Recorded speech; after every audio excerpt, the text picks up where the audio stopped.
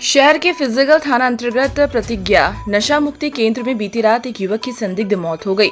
युवक को कोतवाली पुलिस चोरी के आरोप में अमोला के मामोनी गांव से लाई थी। सुबह जैसे ही युवक की मौत की सूचना परिजनों को लगी तो वह एकत्रित होकर शिवपुरी आ गए। पहले उन्होंने कोतवाली में पुलिस के खिलाफ नारेबाजी की और फिर दुर्गादास राठौर चौराहे पर पहुंचकर चक्का जाम किया। काफी समझाइश के बाद परिजन एसपी के पास पहुंचे और अपनी मांगे उनके सामने रखी। एसपी ने मामले में मजिस्ट्रियल जांच की अनुशंसा कर दी है। साथ ही पीड़ित परिजनों को जो भी शासकीय सहायता होगी वह दी जाएगी। जांच के बाद अगर कोई दोषी पुलिसकर्मी होगा तो उसके खिलाफ भी कार्रवाई होगी। शहर में पिछले कुछ दिनों से बड़ी संख्या में बाइक चोरी की घटनाएं हो रही है। इसमें पुलिस को शहर में लगी सीसीटीवी कैमरों से कुछ चोरों के फुटेज मिले। इस पर से कोतवाली पुलिस की एक टीम अमोला के ग्राम मामोनी पहुंची और वहां से 3 लोगों जिनमें अजय लोधी, दिनेश लोधी व केपी लोधी को पकड़कर लेकर आए। इनमें से अजय लोधी व दिनेश लोधी नशे की हालत में थे, इसलिए दोनों को कोतवाली पुलिस ने रविवार की रात करीब 8 बजे फिजिकल क्षेत्र स्थित प्रतिज्ञा नशा मुक्ति केंद्र में भर्ती कराया। यहां पर रात करीब 2 बजे दिनेश की हालत बिगड़ी और वह उल्टी करने लगा। बाद में वह बिस्तर पर जाकर सो गया। सुबह जब दिनेश को उठाया गया तो वह मृत हालत में मिला। उसे तत्काल अस्पताल लेकर पहुंचे, जहां डॉक्टरों ने उन्हें मृत घोषित कर दिया। हमारी ये मांग थी कि साहब जो दोषी है उन पर कार्रवाई की जाए और जो उनको लेने गए थे उनको निलंबित किया जाए और जो उनको सहायता कलेक्टर साहब देते हैं वो सहायता राशि दी जाए और उस महिला को जो भी उस पर नौकरी बन जाए, आंगनबाड़ी में कहीं भी उनको एक उस महिला को नौकरी दी जाए।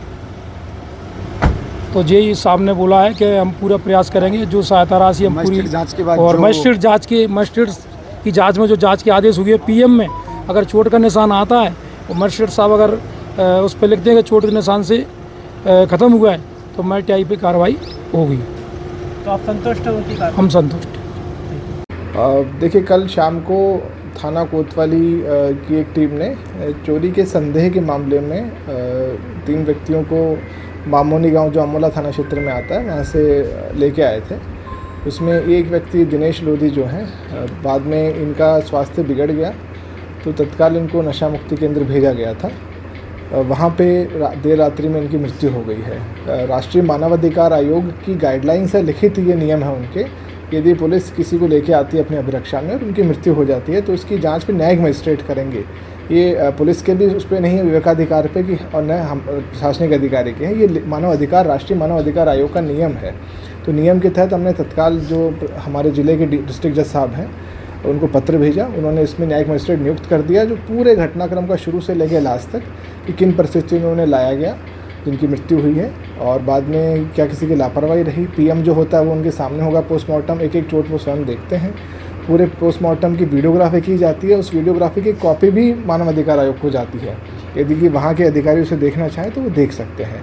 तो पूरी जो निष्पक्ष जाँच है, अंततः आप सब भी जानते हैं कि हर मामला अंत में न्यायालय में ही जाता है और इसमें तो डे 1 से ही जब घटना हुई है पूरा मामला सीधे न्यायालय को अपने संज्ञान में ले लिया है। तो सारी जांच माननीय न्यायाधीश इसमें कर रहे हैं। तो जो भी तथ्य आएंगे वो जांच करके जो निष्कर्ष देंगे उसके हिसाब से कार्रवाई की जाएगी। दूसरा, उसमें परिजनों की जो मांग थी कि जो दोषी पुलिसकर्मी है तो उनको तत्काल प्रभाव से हमने हटा दिया है वहाँ से और शासन से उनको सहायता जो मिल सकती है, बताया गया है कि थोड़ा गरीब परिवार है तो शासन के जो भी विधिक प्रावधान है उसमें नियमानुसार जो भी मदद उनको की जा सकती है वो भी उनको मदद की जाएगी। अभी SDM साहब भी बैठे तो उन्होंने भी आश्वासन दिया है। मुर्दाबाद मुर्दाबाद मुर्दाबाद, पुलिस प्रशासन मुर्दाबाद मुर्दाबाद मुर्दाबाद, पुलिस प्रशासन मुर्दाबाद मुर्दाबाद मुर्दाबाद, पुलिस तरह अत्याचार नहीं सहेंगे नहीं सहेंगे।